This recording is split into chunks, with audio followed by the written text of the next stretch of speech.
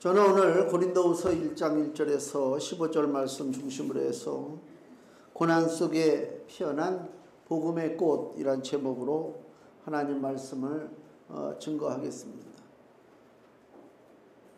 구약 성경과 신약 성경을 이렇게 비교해 보면 구약 성경은 신나는 내용들이 좀 많아요. 무슨 얘기냐면 이렇게 하나님을 대적하고 이스라엘을 대적하는 그 세력들이 있잖아요. 뭐 애굽이 됐든 아수르가 됐든 뭐가 됐든 간에.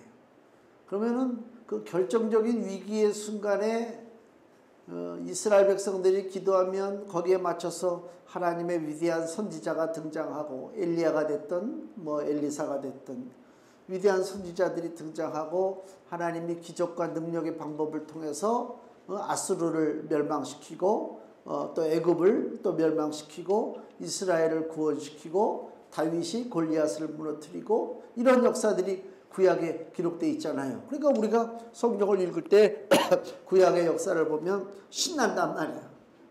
눈에 보이는 승리가 오니까 당장 눈앞에 골리앗이 꼬꾸라지고 아수르 뭐 18만 몇천 명 군사가 송장이 돼버리고 신나잖아요. 근데 신약에 와서는 그런 일이 안 벌어져요. 그렇게 하나님의 백성들을 괴롭히고 하나님의 나라를 침범하고 하나님의 백성들을 억압하는 그 악한 무리들이 여전히 존재하는데 구약에서 일어난 그 하나님의 그 개입하심으로 악한 것들이 하루아침에 막 몰살당하고 쫓겨나가고 무너지고 그럼 얼마나 좋겠어요. 그죠? 근데 안 그렇다니까. 그래서 어떤 무식한 사람들은 구약의 하나님하고 신약의 하나님이 틀리다라고 얘기하는 무식한 사람들도 있어요. 왜 구약의 하나님은 신나게 싸워가지고 이스라엘의 원수들을 다 제거했는데 우리 이 신약에 나타난 신약 성경에 나타난 하나님은 이스라엘이 고통을 당하고 어려움을 당하고 뭐 말할 수 없는 그 환난에 처해 있어도 뭐 하나님이 별로 개입하는 것 같지가 않단 말이에요. 그러니까 신구약의 하나님이 다르구나 이렇게 생각하는 또 그게 또 그런가 보다 또 믿는 사람들도 있어요. 왜 하나님은 구약과 신약을 우리에게 달리 주셨을까? 구약의 역사는 싸워서 눈앞에 보이는 원수들을 무너뜨리고 그죠? 회방자들을 다 쓸어버리고 이렇게 보이는 뭐 여리고성을 무너뜨리고 뭐 이런 눈에 보이는 승리의 역사를 우리에게 보여주셨는데 신약에 들어와서는 그런 게 없단 말이에요. 하나님은 우리에게 도대체 뭘 보여주시려고 그러느냐. 분명한 것은 신약의 역사하시는 하나님이나 구약의 역사하는 하나님이나 하나님은 동일하신 하나님이다. 창세기의 우주 만물을 창조하시는 하나님이나 마태복음에 나타나서 아들 예수를 이 땅에 보내시고 그 아들의 가는 길을 지켜보시는 그 하나님, 어떻게 보면 무력하게도 보이고 아들이 당하는 고난을 구경만 하시는 것처럼 보이는 하나님이라 할지라도 신구약 하나님은 동일한 하나님이다. 우리들에게 보여주시는 것이 뭐냐? 이걸 깨달아야 돼요.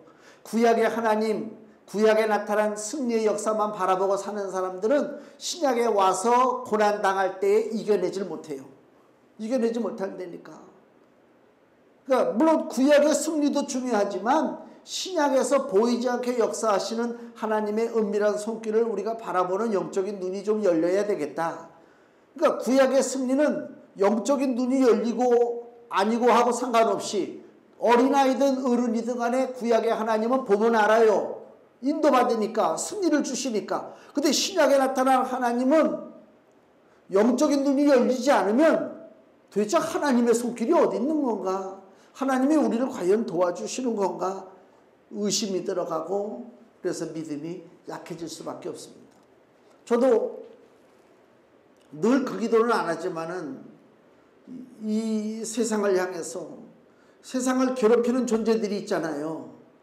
같은 똑같은 눈, 코, 입을 가지고 사는데도 불구하고 전쟁을 일으키고 남을 고통을 주고 남을 침략하고 이런 애들이 있단 말이에요. 내가 누구라고는 얘기 안 해. 몇몇 놈들이 있잖아요. 하나는 마른 놈, 하나는 뚱뚱한 놈. 하나님, 어떤 때는 그렇게 하나님이 한 번만 개입하셔서 하나님 한 번만 쳐버리시면은 하룻밤 사이에 하나님께서 작정만 하시면 몽골에서 양을 잡는데, 몽골인지 중앙아시아인지 양을 잡는데 여러 가지 양 잡는 그 방법이 있는데, 하나 인상 깊은 게 양을 어떻게 잡냐면 양을 이렇게 끌어다가 막 쓰다듬다가 요 목 있는 데다가 상처를 살짝 내요. 가슴 쪽인지 목인지. 얘 아픈 걸 못 느끼는 것 같아. 그리고 거기다가 손을 쓱 집어넣어. 양 여기다가 손을 집어넣어. 그래갖고 심장이 막 뛰잖아요. 그 심장을 뚝 잡아. 그럼 양이 어떻게 돼? 그냥 조용히 눈을 감는 거야. 참 그 특이한 적이죠. 내가 그것까지 그린다니까. 그게 무슨 얘기냐? 이 땅에 뭐 잘났든 못났든 뭐 위대하든 뭐하든 하나님의 손이 심장을 한 번만 싹 잡으면 삶이 걷어지는 거예요. 누구도 거기 벗어날 길이 없습니다. 그래서 하나님 앞에 기도해. 하나님, 이 땅에 얼마나 많은 사람들이 고통을 당하고 또 전쟁의 두려움에 떨고 그 전쟁을 막으려고 엄청난 돈, 경제 발전을 위해서 백성들의 삶의 향상을 위해서 써야 할 돈들이 그냥 총을 만들고 총알을 만들고 무기를 만드는데 돈이 쓰여지잖아요. 이러한 일들을 왜 우리가 어리석게 하고 있냐 말이에요. 들판에 소들을 보세요. 소들이 옆집 소들하고 싸웁니까? 그냥 들판에 한가롭게 자기들끼리 불 뜯어 먹고 산단 말이야. 짐승들도 그런데 이거는 사람이 말이야. 배웠다고 하는 사람이, 천하제일이라고 하는 사람들이 남의 목장을 탐내고 남의 목장에 넘어가고 생명을 뺏어가고, 그걸 또 막으려고 엄청난 돈을 들이고 이렇게 살고 있잖아요. 하나님, 이러한 일들을 저지르는 악한 것들을 오늘 밤이라도 하나님이 쳐서 좀 시원한 꼴을 좀 보게 해주세요. 기도한단 말이에요. 근데 안 일어나요. 참 답답하죠. 하나님의 뜻은 무엇일까? 우리의 믿음을 놔버릴 것인가? 아니면 계속 인내를 가지고 하나님 앞에 기도할 것인가? 이거예요, 이거. 이거를 우리가 극복해야 된단 말이에요. 오늘 고린도후서 말씀이 신나는 말씀이 아니에요. 우리가 고린도 전서를 지난달에 다 보고 이번 8월 달에 고린도 후서 말씀을 봅니다. 첫 도입이 뭐냐? 고난에 대한 이야기입니다. 그래서 제목이 고난 속에 피어난 복음의 꽃이다. 아니, 그 복음이 얼마나 멋있고 아름다워요. 그죠? 우리를 구원하는 거 아닙니까? 놀라운 복음인데 이 복음이 왜 고난 속에 하필 피어나냐? 고난 가운데 왜 이 복음이 우리에게 오느냐? 그렇게 우리가 생각할 수도 있습니다. 말씀을 잘 보셔야 돼요. 여기 오늘 본문의 1절, 2절 말씀 보면 사도 바울이 고린도 교회에 보내는 인사말이죠. 하나님 뜻으로 말미암아 그리스도 예수의 사도된 바울과 및 형제 디모데는 고린도에 있는 하나님의 교회와 또는 온 아가야에 있는 모든 성도에게 하나님 우리 아버지와 주 예수 그리스도로 쫓아 뭐가 있기를 원한다고요? 은혜와 평강이 있기를 원하노라. 이게 인사입니다. 은혜와 평강이 있는 삶. 이게 우리가 바라는 것입니다. 하나님의 궁극적으로 우리에게 주시고자 하는 그 축복이 뭐냐? 은혜와 평강 있는 삶이다. 지금 무슨 전철역에서 흉기살인이 일어났잖아요. 대낮인지 하여튼 사람. 그게 한번 딱 벌어지고 나니까 무슨 현상이 일어나요? 여기 인터넷인가 어디에 SNS에 막 글이 올라와서 어디 역에서도 조심해라, 어디서도 죽일 것이다, 막 기다렸다는 듯이 막 또 이 사건이 벌어져. 고등학교까지 또 찾아가서 선생님을 또 찔러서 어떻게 하고. 별의별 일들이 벌어지죠. 그거 왜 그럴까? 그게 모방범죄라고 그래요. 한 사람이 이상한 짓거리를 해. 칼을 들고 다니면서 사람을 막 백화점에서 막 찌르고 돌아다녀. 우리 정상적인 사람 같으면 저 끔찍해. 왜 저 짓을 할까? 이러잖아요. 근데 죄악된 인생, 사단의 역사가 더 강하게 일어나는 인생들이 볼 때는 나도 저렇게 해야지. 그런단 말이에요. 왜? 사단은 우리에게 은혜와 평강을 깨트리는 것을 그들의 일생의 목표로 삼고 있기 때문에 그래요. 그러니까 은혜와 평강은 그냥 주어지는 게 아니요. 우리 삶 속에 은혜와 평강이 사라지면요, 내가 아무리 수많은 뭐 보화를 내가 감추고 있고 내가 아무리 열심히 수고를 해가지고 계획을 잡아서 열심히 무슨 인생 계획을 세워서 살아간다 할지라도 그것이 뭐냐? 다 헛수고다 말이야. 은혜와 평강은 내가 발버둥 친다고 되는 게 아니에요. 심지어는요, 어떤 사람이 아파트를 도둑질하는데 빈집털인가? 그 바깥에 그 에어컨 실외기 있잖아요. 그거 집어가면서 쭉 올라가서 밤에 그 열린 그 베란다 쪽 문을 잘 안 잠그잖아. 그 베란다 쪽 열린 문이 있는 글로 들어가서 훔쳐가지고 내려와. 우리는 7층인데 그거 보고 나니까 나도 찝찝해가지고요. 여름에 문을 닫고 문을 열긴 열어야 되겠는데 열면 또 얘가 또 7층까지 올라올 것인가. 근데 내가 마치 화장실 가려고 딱 나오는데 시커먼 놈이 선다. 이거 뭐야? 생각만 해도 그렇잖아요. 그래서 내가 나오기 전에 몸을 좀 풀고 그래 한번 걸려. 몸을 풀고 절대로 놀라지 않고 당당하게 준비됐다는 듯이 그래? 그리고 한번 할 것이냐 이런 생각도 했었다고요. 유아적인 생각인가? 이게 내가 평강을 구한다고 평강이 오는 게 아니라니까. 사람이 누가 늘 싸우고 싶어요? 편안하게 살고 싶죠? 은혜를 누리고 싶죠? 그죠? 행복하게 살고 싶은 게 우리의 마음이잖아요. 근데 우리의 삶 속에 그 은혜와 평강이 없다. 그래서 오늘 사도 바울이 고린도 교회에게 주는 하나님의 인사가 뭐냐? 2절에 하나님 우리 아버지와 주 예수 그리스도로 쫓아 은혜와 평강이, 즉 은혜와 평강은 누구를 통해서 온다? 하나님과 우리 주 예수 그리스도를 통해서 은혜가 온다. 그 얘기입니다. 사도행전 8장을 한번 보세요. 사도 바울이 예수님 믿기 전의 모습이에요. 사도행전 8장 3절. 막 교회를 핍박하고 믿는 성도들을 가두고 돌아다닐 때에 그 사울의 모습, 청년 사울이지. 사도행전 8장 3절. 사울이 교회를 잔멸할세, 다 교회를 무너뜨리는 거죠. 각 집에 들어가 남녀를 끌어다가 옥에 넘기니라. 아주 교회 원수가 돼가지고 교회를 무너뜨리고 성도들을 잡아다가 옥에 집어넣죠. 그 다음에 사도행전 9장 1절 똑같아요. 사울이 주의 제자들을 대하여 여전히 위협과 살기가 등등하여 대제사장에게 가서, 그래서 이제 공문을 받아가지고 다메섹으로 가는 거죠. 지금 사울의 모습을 보세요. 제가 좀 뭘 얘기하고자 하는 것 같아요. 이러한 사울, 주의 교회를 핍박하고 성도들을 잡아서 옥에 가두고 아주 자기가 이기는 것 같지, 멋진 것 같지, 힘쓰는 것 같지, 위협과 살기가 등등하지. 근데 이 사울의 삶에 뭐가 없어요? 은혜와 평강은 없다. 그래서요, 사도행전 26장 저 뒤로 한번 넘어가 보세요. 사도행전 26장 14절. 바울이, 그 청년 사울이 그 전에 있었던 그냥 살기가 등등해가지고 돌아다녔을 때에 그 일을 지금 다시 간증하는 거예요. 사도행전 26장 14절. 다메섹에서 겪은 일을 얘기합니다. 우리가 다 땅에 엎드러짐에 이제 빚을 봤어요. 엎드러졌어요. 내가 소리 들으니 히브리 방언으로 이르되 사울아 사울아 내가 어찌하여 나를 핍박하느냐. 가시채를 뒷발질하기가 내게 고생이니라. 가시채를 뒷발질한다는 게 뭐예요? 이제 소라든가 말을 앞으로다가 이제 이렇게 몰고 가잖아요. 주인이 이제 가시 그 채찍 같은 걸로 툭툭툭툭 치면서 간다고. 근데 말을 잘 듣고 그냥 막 열심히 가. 돼지가, 소가 열심히 가면 주인이 그때 칠 필요가 없죠. 안 쳐도 잘 가. 근데 이런 걸 안 가. 안 가고 어떻게 한다고요? 뒷발질로다가 그 자기를 향해서 내리치는 그 가시채, 가시 달린 그 회초리, 그거를 이 소가 발로다 뒷발질한단 말이야. 뒷발질하면 주인이 어이구 무서워라, 네가 알아서 가라 그러겠어요? 이놈의 자식이. 그리고 더 그냥 후려치겠지.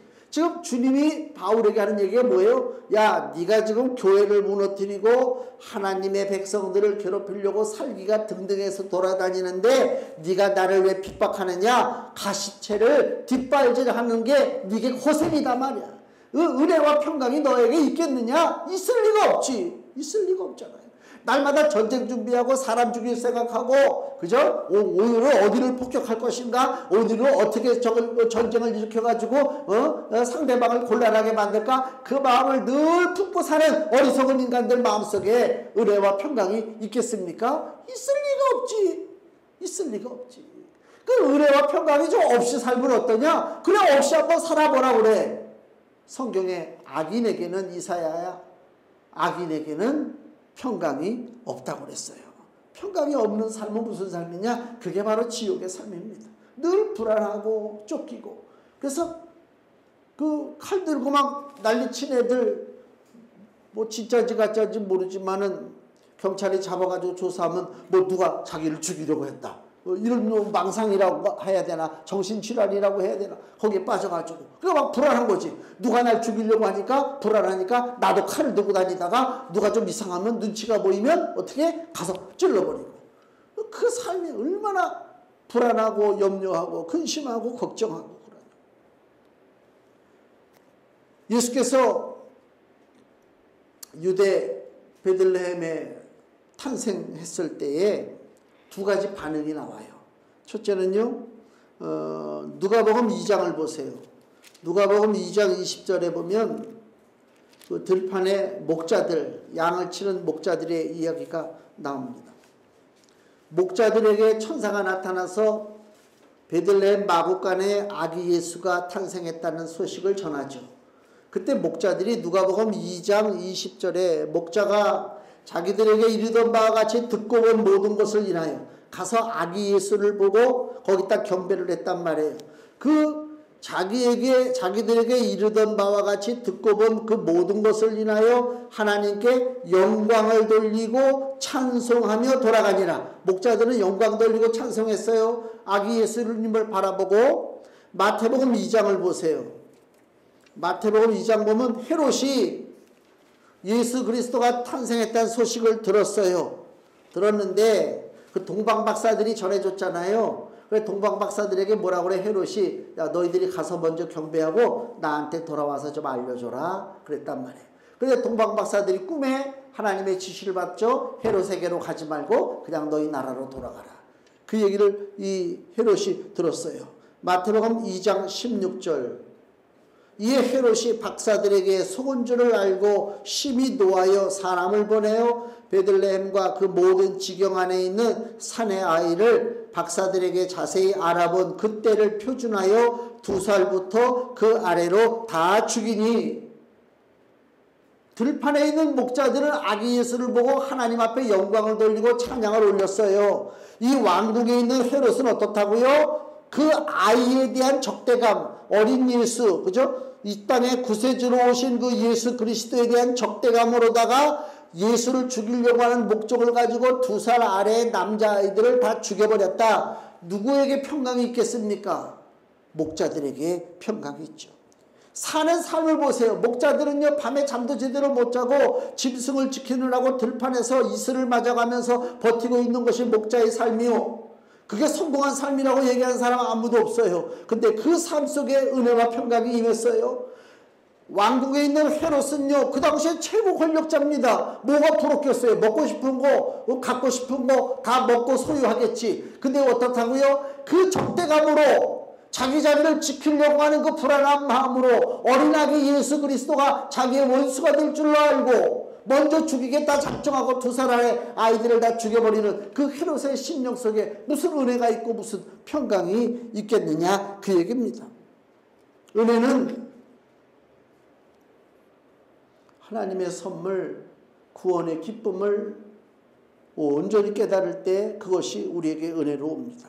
즉 종살이 하던 이스라엘이 하나님의 은혜로 애굽에서 구원받았어요. 그게 바로 은혜의 선물입니다. 신약 성경에 우리 고린도후서 다음이 바로 갈라디아서입니다. 갈라디아서 5장 1절 말씀. 갈라디아서 5장 1절. 그리스도께서 우리로 자유케 하려고 자유를 주셨으니 그러므로 굳세게 서서 다시는 종의 멍에를 매지 말라. 아멘. 사람들이 아는지 모르는지 모르겠지만 대한민국이 세워질 때에 대한민국이 공식적으로 1948년도에 세워질 때에 그때 붙잡은 말씀이 뭔지 아세요? 바로 갈라디아서 5장 1절 말씀입니다. 대한민국은 그냥 나라가 아닙니다. 하나님 말씀 붙잡고 출발한 나라입니다. 우리가 일본으로부터 종노릇을 했잖아요. 이제 해방됐잖아요. 그러니까 어떻게 한다고요? 다시는 종노릇 하지 말자. 그 의미가 있어요. 영적인 의미는 우리가 그 흑암의 세력의 묶임을 받고 잘못된 사상에 묶임받았다. 이제 우리가 해방됐다. 하나님의 은혜로 다시는 우리가 종노릇하면 안 되겠다. 그리스도께서 우리로 자유케 하려고 자유를 주셨으니 그러므로 굳세게 서서 다시는 종의 멍에를 매지 말라. 이게 대한민국이 출발할 때 나온 말씀입니다. 붙잡은 말씀입니다. 대단한 거 아닙니까? 응? 그래서 주님이 주시는 자유를 가지고 사는 사람들이 은혜와 평강이 있어요. 그 은혜와 평강이 있는 삶은 어떤 삶이냐? 오늘 본문에 3절 말씀 보세요. 찬송하리로다 이겁니다. 은혜와 평강을 알고 누리는 사람은 하나님을 찬양하게 돼 있어요. 원망하지 않습니다. 불평하지 않습니다. 찬송하리로다. 그는 우리 주 예수 그리스도의 하나님이시요 자비의 아버지시요 모든 위로의 하나님이시며. 자 보세요. 나에게 은혜와 평강을 주신 하나님이 어떤 분이냐? 3절 그는 우리 주 예수 그리스도의 하나님. 그래서 영어 성경에는요 하나님이라고 하는 God 말고 God and Father예요. 하나님이면서 아버지. 예수 그리스도의 하나님으로 끝나는 것이 아니라 예수 그리스도의 하나님이면서 아버지가 되신다 그 얘기입니다. 그 얘기는 무슨 얘기냐? 아들 예수를 이 땅에 보내신 우리 아버지라 그 얘기입니다. 하나님 아버지는 그냥 아버지가 아니고요. 아들 되신 예수님을 이 땅에 보내주셨어요. 갈라디아서 4장 4절 신약성경 306페이지 갈라디아서 4장 4절에서 6절 때가 참에 하나님이 그 아들을 보냈어요. 여자에게서 즉 마리아에게서 나게 하시고 율법 아래 나게 하신 것은 율법 아래 있는 자들 즉 그 당시에 이스라엘과 또 바로 우리들을 얘기합니다. 율법 아래 있는 자들을 속량하시고 갑으로 사시는 거예요. 속량하시고 우리로 아들의 명분을 얻게 하려 하심이라. 이거 중요합니다. 예수님의 우리에게 은혜와 평강을 주신 하나님은 예수님의 하나님이요 예수님의 아버지가 되시는데 그 아버지는 어떤 아버지냐? 아들 예수를 이 땅에 우리를 위해서 보내셨어요. 왜 보내셨다고요? 그 아들 예수가 이 땅에 와서 십자가를 지고 죽어야 우리가 사니까. 우리가 은혜를 받잖아요. 그러니까 어떻게 보면 육신적으로 보면 육신적인 판단으로 보면 예수 그리스도의 아버지 하나님은 무서운 하나님이요 당신의 아들 예수를 죽이려는 하나님이라니까. 무섭잖아요. 아니 일반적인 상식으로 자기 자식을 죽음으로다가 몰아넣는 아버지가 어디 있어요. 근데 하나님 아버지는 하나님의 아들 예수 그리스도를 죽음으로 몰아넣었다 이거예요. 누구 때문에? 우리 때문에. 우리를 살리려고. 그래서 다시 고린도후서 1장 본문에 3절 보니까 찬송하리로다. 그는 주 예수 그리스도의 하나님이시요. 그 다음에 뭐라고요? 자비의 아버지시요.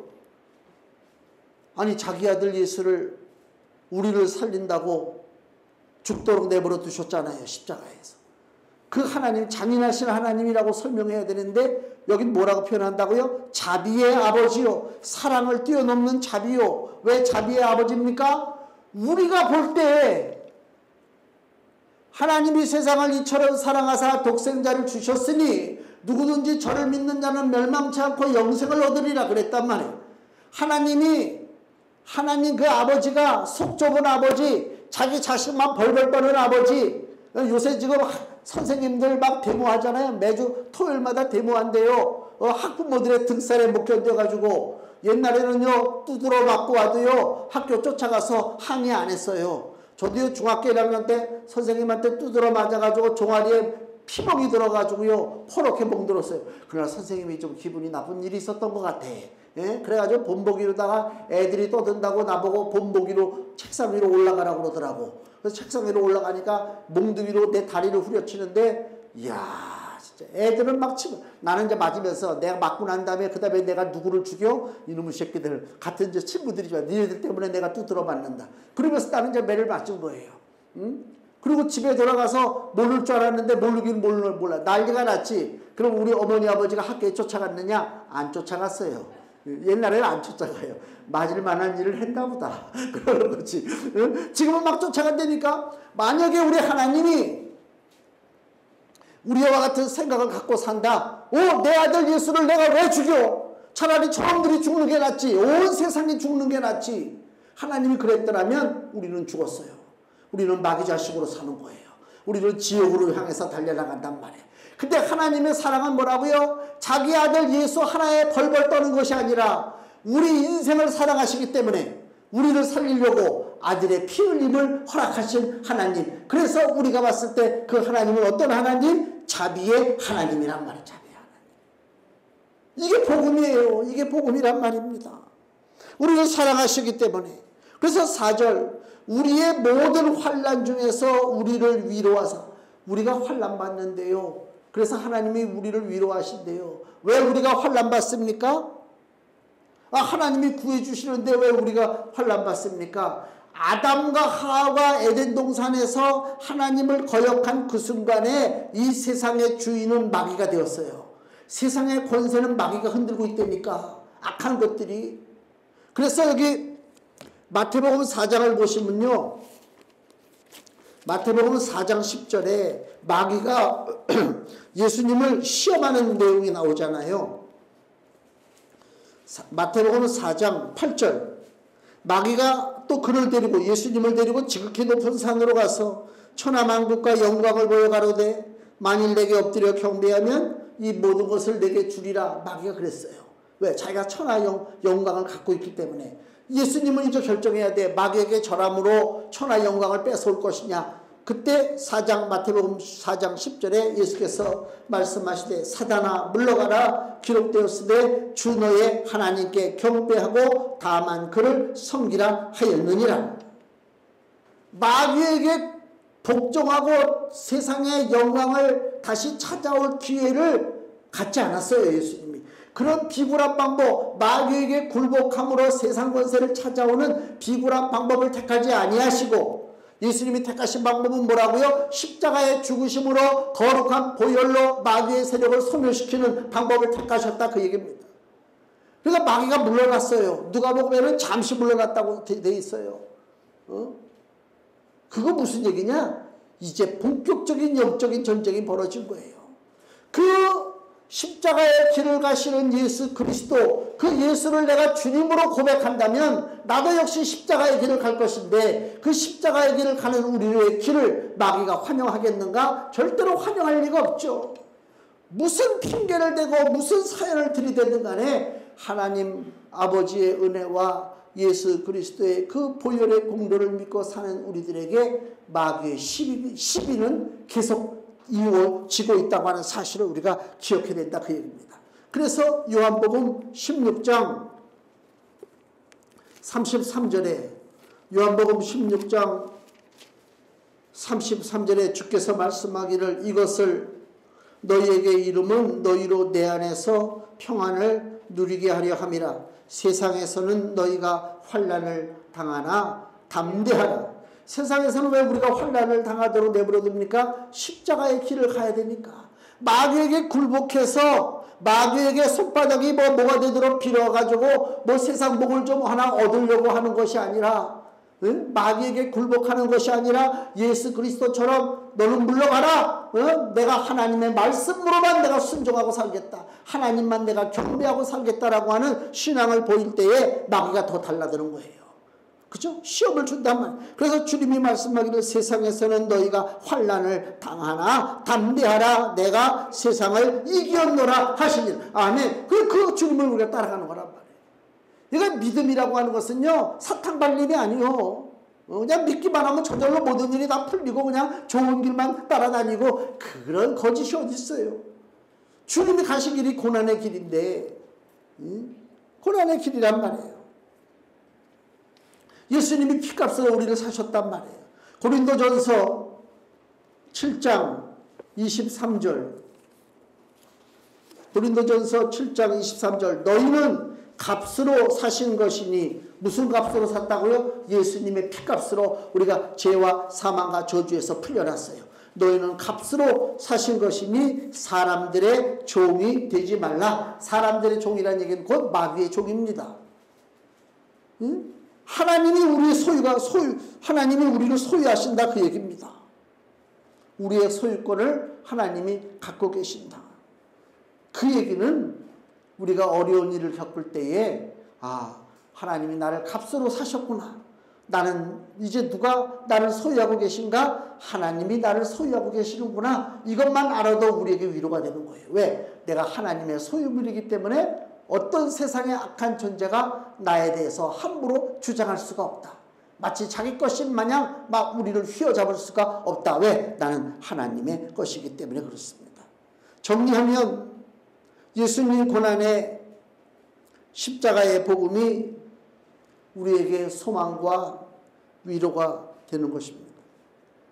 이 복음을 고린도 교회에 전하고 가르친 자가 있는데 그 사람이 누구냐? 바로 사도 바울입니다. 사도 바울입니다. 사도 바울이 복음을 전할 때에 그 복음을 전하는 전달 과정이 어떠냐? 오늘 본문에 고린도서 1장 8절에서 9절 형제들아 우리가 아시아에서 당한 환난을 너희가 알지 못하기를 원치 아니하노니 힘에 지나도록 심한 고생을 받아 살 소망까지 끊어졌고 고난을 뻔히 앞에 당하는 고난을 알면서도 그리스도의 십자가 복음을 고린도 교인들에게 전하기 위해서 오늘 우리에게 복음을 증거하기 위해서 바울이 고난을 지금 자초한단 말입니다. 고난을 피해가는 것이 아니라 고난을 향해서 달려간단 말이에요. 그래서 얼마나 고난받았느냐? 힘에 지나도록 더 이상 내 힘으로 이겨낼 재간이 없어. 힘에 지나도록 심한 고생을 받아 살 소망까지 끊어졌다. 이제는 내가 죽나 보다. 이럴 정도로 극심한 고난이 왔어요. 근데 9절 우리 마음에 사형 선고를 받을 줄 알았으니 더 이상 소망이 없죠. 육체의 삶에 소망이 없습니다. 근데 결과적으로 이게 무슨 일이냐? 이는 우리로 자기를 의뢰하지 말고 오직 죽은 자를 다시 살리시는 하나님만 의뢰하게 하심이라. 아멘. 이게 무슨 얘기입니까? 우리 육체를 지니고 있는 우리 인간들은요 간사스러워요. 간사스럽다고요. 쉽게 얘기하면 육신의 정욕대로만 사는 것이 가장 편해요. 육신의 욕심을 내고 사는 것이 편하다니까요. 그래서 항상 뭘 먹을까, 뭘 마실까, 뭘 소유할까 여기에만 관심이 있어요. 그 육신의 것만 바라보고 살아요. 외적인 거. 십자가의 고난으로 우리가 예수 그리스도로 말미암아 하나님의 자녀가 되었으면 이제 세상을 보는 눈이 두 개가 있어야 돼요. 하나는 외적인 눈이 있어야 되고 하나는 내적인 눈이 있어야 돼. 이 눈으로 보는 이런 시야 있잖아요. 그 눈이 안 좋으면 어떻게 돼요? 안경을 쓰든지 콘택트 렌즈를 끼든지 뭐 라식 수술을 하든지 눈을 개선을 시키면 세상을 잘 볼 거 아닙니까? 영적인 세상은 어떡하냐? 이 육신의 눈이 좋다고 해서 영적인 것을 바라보는 게 아니잖아요. 영적인 눈이 열려야 나를 향하신 하나님의 뜻을 알 수가 있어요. 그러면 나를 향하신 주님의 기본 뜻이 뭐냐? 다시 9절 말씀 마음의 사형 선고를 받은 줄 알았어요. 이제 낙심이요 절망이요 좌절입니다. 근데 이 뜻이 뭐라고요? 육신적으로 왔을 때는 이제 절망이야. 난 더 이상 안 돼. 이게 육신의 눈으로 보는 인생입니다. 근데 어떻다고요? 이는 우리로 자기를 내 자신 어리석은 육체 어리석은 지혜 경험 물질 내 자신을 의뢰하지 말고 오직 죽은 자를 다시 살리시는 하나님만 바라봐라 그 얘기요. 영적 눈을 떠라. 외적인 것에서 내적인 것으로 좀 보라는 것입니다. 겉에 화려한 것만 보지 말고 예수 그리스도가 짊어지고 걸어가신 그 고난의 십자가 길을 좀 바라보라. 즉 그 얘기를 우리가 하는 것이다 그 얘기입니다. 이 고난이 주는 유익이에요. 금주의 말씀을 보세요. 골로새서 3장 1절에서 2절 말씀 같이 읽겠습니다. 그러므로 너희가 그리스도와 함께 다시 살리심을 받았으면 위의 것을 찾으라. 거기는 그리스도께서 하나님 우편에 앉아 계시느니라. 위의 것을 생각하고 땅의 것을 생각지 말라. 아멘. 자기 것을 의뢰하지 말라 그 얘기입니다. 땅의 것은 자기 것이요 사라질 것입니다. 마귀 것입니다. 영원하지 않습니다. 그래서 땅은 소멸됩니다. 세상은 사라지게 돼 있습니다. 영원한 것을 바라보고 위의 것을 바라보라. 왜? 고난을 통해서 우리가 아는 거예요. 우리가 언제 기도가 절실합니까? 배부르고 등 따시고 주머니에 돈이 많아지고 놀러 갈 때가 많고 신나고 기도합니까? 기도할 시간이 어디 있어? 좋은 데 가서 먹고 떠들어야지. 언제 기도하냐? 근심거리가 생겼을 때에, 발등에 불이 떨어졌을 때에 기도하는 것이 우리들의 잘못된 속성이요. 그렇기 때문에 우리의 삶 속에 고난이 온단 말이에요. 그러니까 고난이 오는 것은 어떤 면에서는 하나님과 나를 이어주는 끈끈한 끈이요. 고난이 오는 거야, 고난이. 그러니까 고난이 육신의 눈으로 보면 아주 지긋지긋하고 징그럽고 왜 예수 믿는데 나는 왜 이렇게 사는가 라고 생각할 수 있지만 영적인 눈으로 봤을 때 그 고난은 하나님과 나를 이어주는 단단한 끈이다 이거야. 딱 붙잡는 거야. 그래서 그 고난이 올 때 마귀가 나에게 시험을 주고 어려움을 줄 때 어떻게 하라고요? 더 기도하고 하나님께 가까이 가는 거예요. 자기를 의뢰하지 말고 하나님만 바라보는 거예요. 그럼 나중에 마귀가 어떻게 돼요? 아이고 질렸다. 질렸다 이것이. 그게 중요한 거 아닙니까? 성도의 삶은 이 땅에서 고난의 삶이 주어질지라도 그것은 일시적이고 잠깐이라고 하는 사실을 아는 것입니다. 이 땅의 고난은 잠시입니다. 영원한 구원의 기쁨, 하나님 나라의 영광이 우리 삶을 기다리고 있다. 이 믿음을 갖고 나가는 것입니다. 그래서 여기 11절 말씀, 너희도 우리를 위하여 간구함으로 도우라. 기도하라고 요청합니다. 우리는요 영적 동지예요. 지금 영적 전쟁터를 같이 전진하는 영적 동지라니까 한 사람이 뒤로 후퇴할 때 한 사람이 앞을 막아줘야 돼요. 그죠? 한 사람이 오른쪽을 볼 때 한 사람이 왼쪽을 막아줘야 돼요. 이게 전쟁터의 전우란 말이에요. 그럼 우리도 영적 전쟁터에 싸우는 영적인 전우인데 어떻게 해서 우리가 옆에 사람을 도와줄 것이냐? 기도로 도우라는 거. 기도로. 너희도 우리를 위하여 간구함으로 도우라. 이는 우리가 많은 사람의 기도로 얻은 은사, 많은 사람이 위해서 기도할 때 하늘의 선물이 주어진다 라고 성경은 얘기하고 있는 것입니다. 그래서 힘써 우리가 고난 속에 있다 할지라도 서로를 위해서 기도하고 하나님의 복음을 우리가 두려워하지 않고 고난을 두려워하지 않고 그리스도의 십자가의 복음을 내가 아멘으로 받아들이고 나간다면 우리 사랑하는 성도들의 삶에 고난 속에 복음의 꽃을 피우고 열매를 맺는 축복된 삶이 나타나게 될 줄로 믿습니다. 기도하겠습니다.